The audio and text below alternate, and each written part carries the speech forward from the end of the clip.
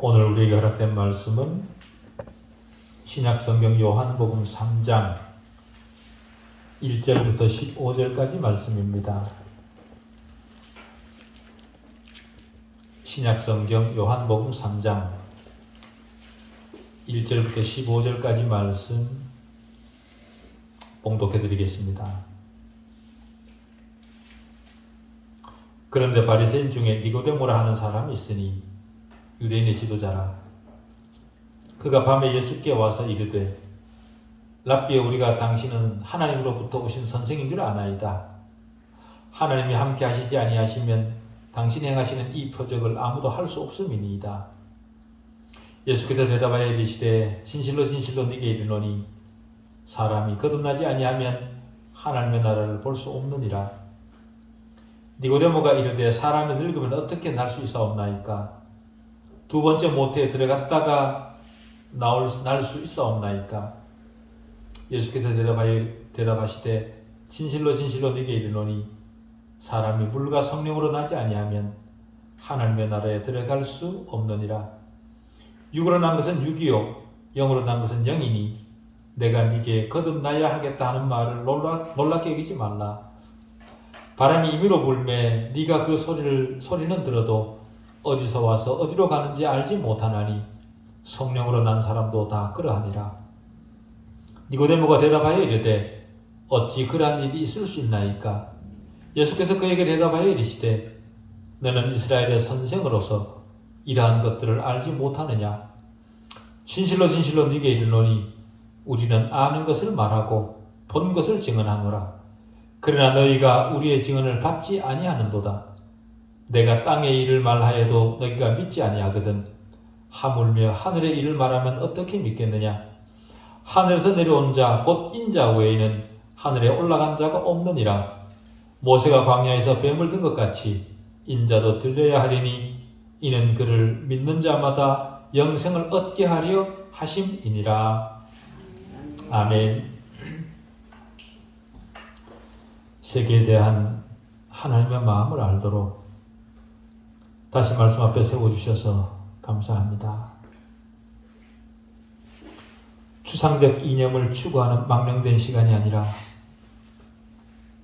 창조하시고 약속하시고 선택하시고 심판하시고 구속하시고 복과 저주를 내리시는 하나님을 좀 더 명확히 아는 말씀 되게 해주십시오. 하나님은 비인격적 능력이 아니라 신적 인격체이심을 알아 하나님의 인격성을 증언하는 말씀 되게 해주십시오. 하나님만 세계의 초월적 주제이심이 말씀을 통해 증명되게 해주십시오. 하나님의 존재와 활동이 말씀의 행위 앞에 서 있는 인간에게만 알려지게 해주십시오. 교회와 신앙이 인간의 자기만족적 종교심에 의한 것이 아니라 절대적 객관성에 있음을 밝히는 아름다운 말씀 되게 해주십시오. 인간의 고안으로서의 종교가 아니라 기록된 계시를 따라 진리임을 밝히는 말씀 되게 해주시옵기를 우리 주 예수 그리스도 이름으로 기도하옵나이다. 아멘. 교회와 교인은 수없이 많지만 참된 그리스도인은 어떤 존재인가에 대한 정확한 이해를 가진 교회와 성도는 드문 시대입니다. 요한복음 1장 16절은 성도가 누구냐를 가장 잘 표현해주는 구절입니다. 거기에 보면 우리가 다 그의 충만한 데서 받으니 은혜 위에 은혜로라. 그리스도의 생명을 충만히 받은 그가 성도라 그 말입니다. 그리스도인이 되려면 반드시 당연히 인식하고 있어야만 되는 교리적 부분들이 있습니다. 그러나 기독교는 1차적으로 그의 충만한 데서 받은 생명입니다. 자신 안에 하나님이 주신 영원한 생명이 없다면 그가 아무리 교리적 지식에 풍부하다 할지라도 그것은 어떤 하나의 관점이나 지식에 불과합니다. 기독교의 핵심은 그의 외적 행동이 어떠하냐, 그것의 문제가 아니라 영원한 생명, 즉 주님의 충만한 데서 받은 생명, 그것입니다. 이 생명보다 더 중요한 것은 사람에게 없습니다. 이 생명을 가지면 외적 행동은 저절로 세상 사람들이 존경할 만하도록까지 성숙됩니다. 그렇다면 여러분은 어떻습니까? 나는 이 충만한 가운데 영원한 생명을 받은 자인가? 라는 것을 여러분은 알고 계십니까? 여러분이 머리 대신 예수 그리스도에게 연결되었고 그 머리로부터 생명이 흘러들어 여러분 전 존재에 스며들어 있다는 것을 여러분들 알고 계십니까?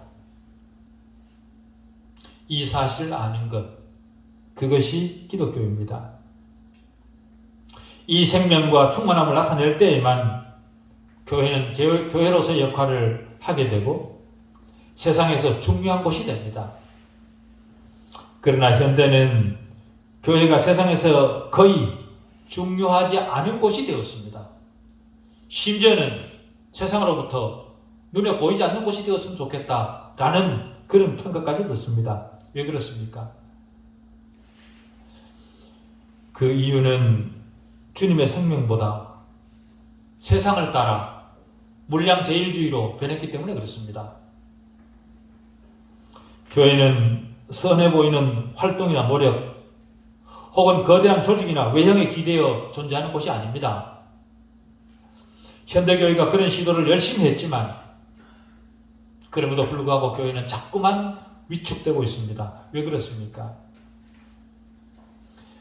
무지한 세상도 알아보는 한 가지가 바로 이 영원한 생명인데 현대교회에는 그 생명이 보이지를 않는 겁니다. 세상 사람들도 이 영원한 생명을 보지 못하는 거죠. 교회를 통해서. 그러니 교회를 향한 두려움이 없는 겁니다. 사도행전을 읽어보십시오.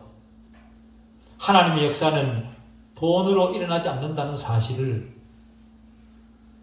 굉장히 많은 곳에서 분명하게 확인하게 됩니다. 그렇다면 우리는 어떻습니까? 주님의 충만한 데서 그 생명을 받고 있습니까? 요한복음은 바로 이 중대한 주제를 양들에게 가르치는 것이 그 목적입니다.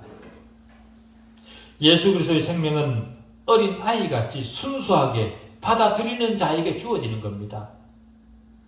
그러나 우리는 너무 복잡하고 똑똑하고 철학적이고 계산적입니다. 마태복음 18장 3절은 너희가 돌이켜 어린 아이들과 같이 되지 아니하면 결단코 천국에 들어가지 못하리라 그렇게 말합니다. 천국에 들어가지 못하도록 우리 스스로 어려움들을 만들어내고 있습니다. 성경에도 그런 자들이 많이 묘사되어 있지요. 그런 자들을 묘사해 주는 이유는 우리로 그들을 반면교사로 삼으라는 겁니다. 인간의 영혼 안에 들어온 하나님의 생명, 그것은 인간에게 가장 필요하고 절실한 생명입니다. 그 생명을 누릴 수 있는 방법을 요한복음이 소개하고 있습니다. 성경은 단순한 지식을 전하는 어떤 것이 아니라 우리에게 영원한 생명을 얻도록 하는 하나님에 관한 생명을 전하는 것이 바로 성경입니다. 요한복음에는 바로 그 지식이 집약되어 있습니다. 모든 충만함을 가진 하나님에게 우리를 인도하려는 것이 성경의 목적이죠. 인간에게는 그 충만함이 절대적으로 필요합니다. 니고데모에게도 바로 그것이 소개되고 있음에도 불구하고 니고데모는 주님의 충만함을 경험하지 못한 채 돌아섭니다. 니고데모를 통해 우리는 주님의 충만함을 경험하지 못하도록 가로막는 것이 어떤 것인가를 구체적으로 확인할 수 있어야 됩니다. 니고데모에게 발견되는 문제는 우리가 앞에서 본 다른 사례들과는 다릅니다. 2장에 보면 유대 지도자들이 성전을 오용한 것과 또 다른 유대인들이 찾아와서 표적을 요구하는 그런 장면이 있습니다. 그것은 그들이 표적의 의미를 모른 채 눈에 보이는 신기한 것들만 보여달라는 것이고, 마지막에는 주님의 표적을 보고 혹해서 성급히 나온 자들입니다. 그런데 니고데모는 지금까지 봤던 유대인들과는 다른 방식으로 그 잘못을 드러내고 있죠. 앞에 등장한 유대인들은 경솔하고 몰지각한 그런 자들이었다면 니고데모는 아주 유능한 이스라엘의 선생이었습니다. 유대교의 독실한 신자이면서 성경을 연구하고 다른 사람을 가르치는 일을 평생 했던 그런 사람입니다. 거기다가 다른 유대인들은 주님을 향해 당신이 뭔데? 라는 그런 편견을 가지고 있었다면 니고데모의 태도는 달랐습니다. 니고데모는 굉장히 예의 바른 사람이었고 편견에 사로잡혀 있지 않은 그런 사람이었습니다. 여기서 우리가 생각하게 되는 한 가지는요, 사람은 굉장히 올바르면서도 이토록 잘못될 수 있다 라는 사실을 우리는 배울 수 있습니다. 니고데모만큼 올바른 사람이 어디 있습니까? 그렇지만 그는 영적으로 굉장히 잘못되어 있는 사람인 거죠. 니고데모의 인격에는 품위가 있었습니다. 그리고 어떤 일이나 사건을 가볍게 지나치지 않고 아주 신중하게 생각하고 그 의미를 파악하는 능력이 대단했습니다. 다른 유대인들은 주님의 기적을 단순히 볼거리 정도로만 생각을 했지만 니고데모는 기적의 의미를 알았습니다. 주님의 기적을 보면서 랍비여, 우리가 당신은 하나님께로부터 오신 선생인 줄 아나이다. 하나님이 함께 하시지 아니하시면 당신이 행하시는 이 표적을 아무도 알 수 없음이니이다 라고 고백을 합니다. 기적을 보면서 주님이 평범한 사람은 아니라는 것을 알았고 분명히 하나님으로부터 쓰임을 받는 사람이다 라는 사실을 알았습니다. 그래서 주님의 기적을 보면서 하나님이 하시지 않으면 도저히 불가능하다는 것을 인정을 합니다. 그는 생각하는 사람이었고 기적의 실제적 의미를 파악할 만큼 영적으로 충분히 밝은 그런 사람이었습니다. 거기다가 그는 주님의 인격과 성품에서도 특별한 무엇인가를 인지했습니다. 그래서 랍비여라고 존경심을 가지고 불렀던 거죠. 목소에 불러가 있던 주님, 그를 선생이자 스승으로 부른 겁니다. 초라해 보이는 주님에게서 비범한 무엇인가를 발견했기 때문에 그렇게 부른 겁니다. 그리스도 안에 있는 자들이 바로 이러해야 되지 않을까 그렇게 생각을 합니다. 주님의 유일무이하심을 인지하지 못하고 주님을 다른 종교의 지도자처럼 그렇게 생각하는 사람은 주님의 충만함을 받을 가능성이 전혀 없습니다. 그런데 이 사람이 주님을 랍비여라고 부른 이유는 자신에게 없는 것을 주님으로부터 발견했기 때문입니다. 그래서 높은 지위를 가졌지만 주님을 무시하지 않고 주시했던 거죠. 우리도 이런 영적 안목이 있어야 됩니다. 이런 영적 안목은 주님의 충만함을 받는 데 필요한 아주 중요한 열쇠입니다. 이런 열쇠가 있어야 이 땅에서 천국을 알고 영원한 영광을 미리 맛보는 무리 속에 속할 수 있습니다. 니고데모의 그런 태도를 봤을 때 니고데모는 자기 만족에 빠지거나 자기 상태에 안주하는 그런 사람이 아니었던 것 같습니다. 사람이 자기 만족에 빠지지 않는 것, 이것은 굉장히 중요하죠. 많은 사람의 문제점은 자기 만족에 빠지는 겁니다. 회심했고 결단했으니 된 거 아니냐. 그래서 더 이상 영적 성장을 위한 어떤 시도도 하지 않습니다. 그러나 니고데모는 달랐습니다. 대단한 지위를 가진 이스라엘 공무원이었고 선생이었습니다. 그런데도 영적으로는 민감했고 주님의 비상함을 보고 즉시 관심을 가집니다. 그래서 주님이 하나님과 매우 친밀한 관계에 있는 분이라는 사실을 눈치를 챈 거죠. 우리가 당신은 하나님으로부터 오신 선생인 줄 아나이다. 니고데모는 너무도 파격적인 새로운 선생이신 주님에게 호기심은 물론이고 어떤 면에서는 확신을 가지고 주님 앞에 몰래 왔던 겁니다. 자신 스스로의 상태에 안주하지 않았습니다. 자신 안에 생기는 호기심, 자신에게 부족한 것이 있다고 판단이 되면 달려가서 배울 의지가 있었던 그런 분입니다. 그런 사람입니다. 그렇다면 여러분은 어떻습니까? 우리는 어떻습니까?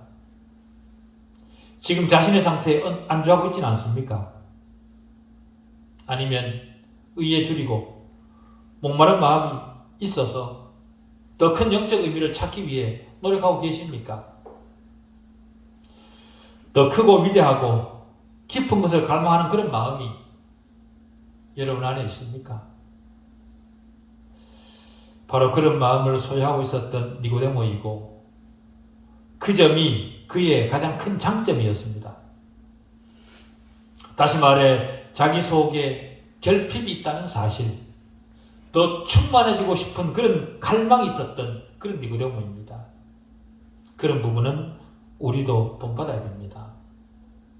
나보다 못한 사람과 비교해서 안심하거나 이단을 규탄하는 것으로 자신의 영적 상태를 포장하거나 교회 일탈을 비판하는 것으로 자신의 상태는 양호하다 그렇게 생각하고 마는 그런 단계에 머물러 있어서는 안 됩니다. 성경을 읽고 주님을 바라보면서 깊이 줄이고 목마른 결핍을 느껴야 됩니다. 니고데모는 자신의 결핍을 인식하고 주님을 찾았던 겁니다. 거기다가 니고데모는 자신의 외적 신분에도 불구하고 주님을 찾아와 대화를 청하고 거듭나는 방법을 구할 만큼 겸손했습니다. 니고데모는 유대인의 고위직 공문이었지만 당시 주님은 무명의 목수에 불과했습니다. 얼마든지 무시하고 지나갈 수 있는 그런 사람임에도 불구하고 자신이 배울 점이 있다는 사실을 인지하니까 겸손하게 찾아가서 묻습니다. 자신의 필요를 동료 유대인이 충족시켜줄 수 없다는 사실을 인식하고 주님에게 나왔던 거죠. 동료 유대인들에게는 찾을 수 없지만 주님으로부터는 뭔가 자신의 결핍을 채울 수 있을 것이라 그렇게 생각을 했던 겁니다.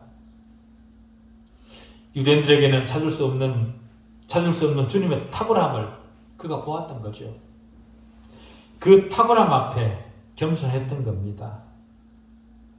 이쯤 니고데모를 칭찬을 하면 어떤 사람들은 니고데모를 지나치게 칭찬하는 것 아니냐 그런 생각을 가지고 의문을 품을지도 모르겠습니다.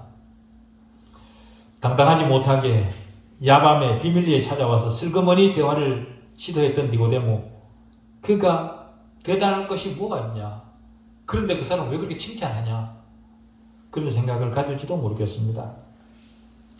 그렇지만 니고데모는 은밀하게 찾아왔다기보다 자기 신분을 생각하고 다른 사람을 생각해서 조심했던 것은 아닐까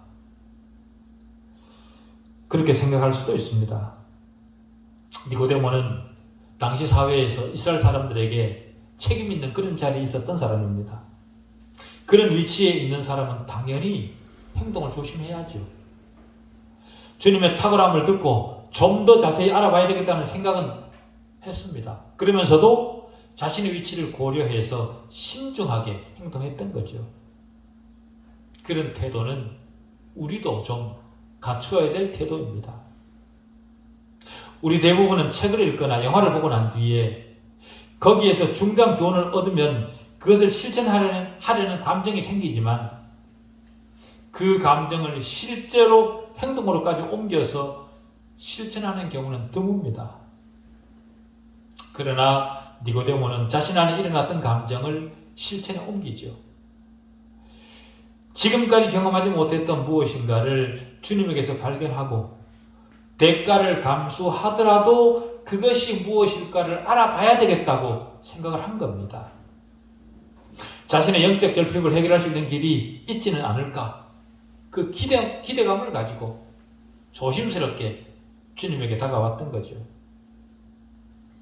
우리 그리스도인의 삶이 바로 그러해야 합니다. 하나님의 말씀을 읽고 들으면서 자신에게 찾아온 확신에 귀를 기울이는 일, 바로 그것을 우리가 해야 된다 그 말입니다. 안주하지 않고 벌떡 일어나 영적 결핍을 채우도록 노력해야 된다라는 거죠. 성경도 우리에게 구하라 그리하면 너에게 주실 것이요, 찾으라 그리하면 찾을 것이요, 두드리라 그러면 열릴 것이라, 그렇게 우리에게 약속합니다. 여러분도 지금 혹시 자신의 불만스러운 상태를 극복하고 싶은 마음이 생겼습니까? 우리는 하나님 말씀 앞에 단순히 자극받고 감정을 느끼는 것에 그쳐서는 안 됩니다. 충만함을 받도록, 주님의 충만함을 받도록 주님에게 나아가야 합니다. 이런 모든 장점도 불구하고 니고데모는 근본적인 점에서 잘못되었습니다. 자신이 진심으로 열망을 하는 것이면서도 가장 찾기를 원했던 것이었으면서도 바로 그것을 찾지 못하고 얻지 못하고 돌아갑니다. 그것이 니고데모의 가장 큰 잘못이었죠. 우리도 혹시 그렇진 않습니까? 무언가 진심으로 열망하는 것이 있으면서도, 그리고 그것을 충분하게 얻을 기회가 눈앞에 있음에도 불구하고 그것을 붙들지 못하고 놓치지는 않느냐라는 겁니다. 수십 년을 교회를 다니지만 아무런 변화 없이 뜨뜻미지근하게 영적 성장 없이 흘려보내고 있지는 않은가?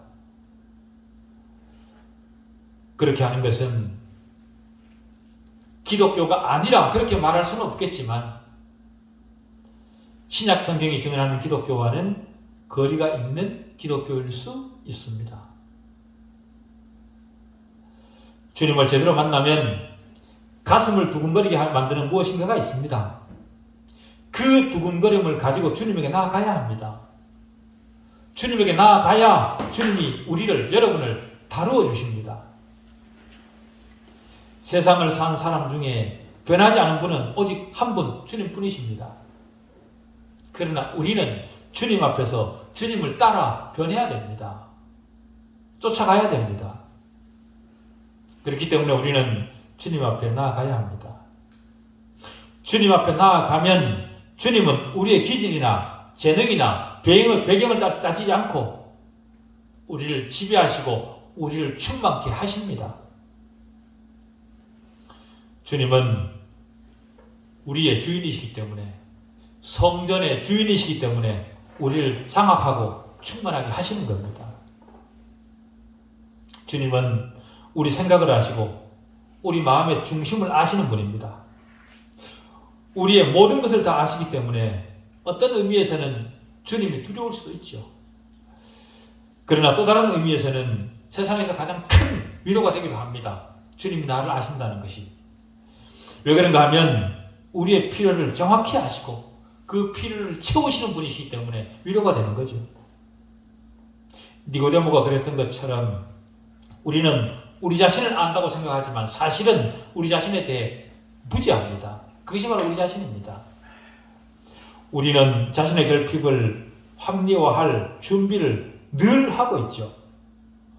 우리는 스스로 무엇을 원하는지 안다고 생각을 합니다. 그러나 영적인 삶을 조금이라도 아는 사람이라면 가장 믿을 수 없는 것이 자신의 감정이라는 것을 압니다. 우리는 우리 자신을 알지 못합니다. 우리는 우리 자신의 감정을 믿을 수 없습니다. 반대로 주님은 우리의 모든 것과 우리에게 필요한 모든 것을 아십니다. 우리가 가진 문제의 핵심이 무엇인지를 아십니다. 그렇기 때문에 우리에게 위로가 되고 격려가 되는 거죠. 주님은 우리가 만든 방어막을 뚫고 우리 문제를 들추어 우리 눈앞에 보여주십니다.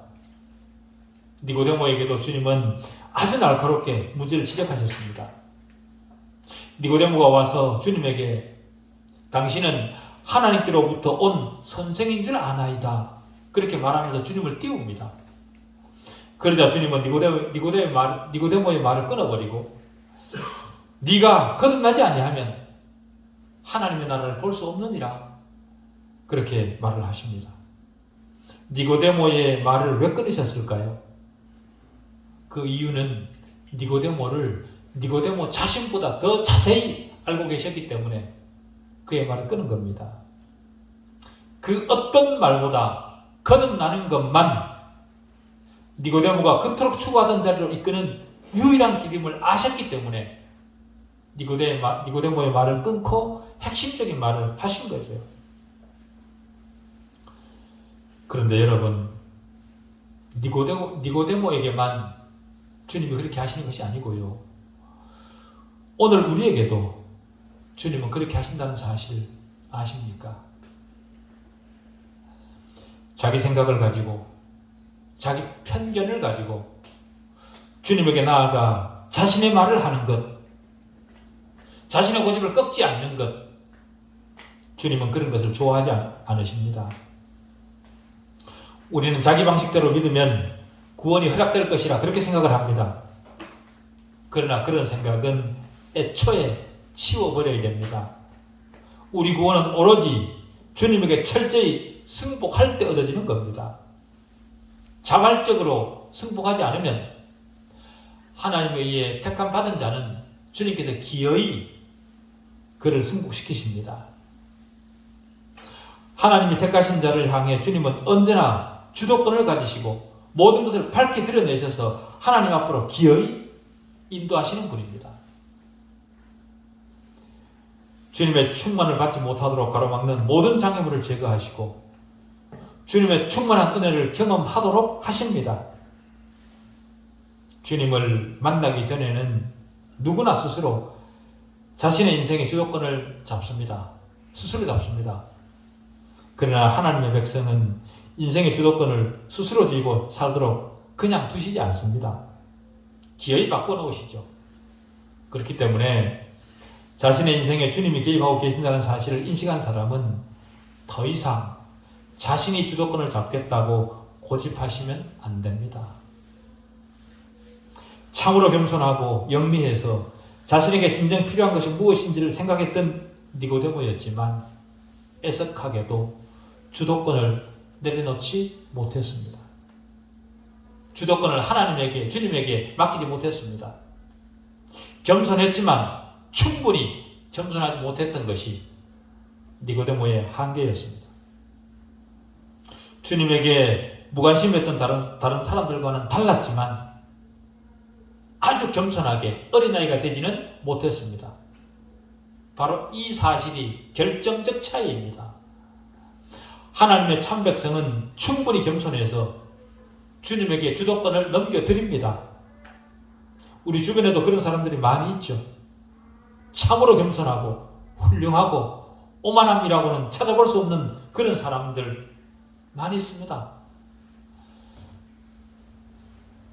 그럼에도 불구하고 또 그런 면을 가졌으면서도 그리스도인이 되지는 않는 그런 사람들이 많이 있죠.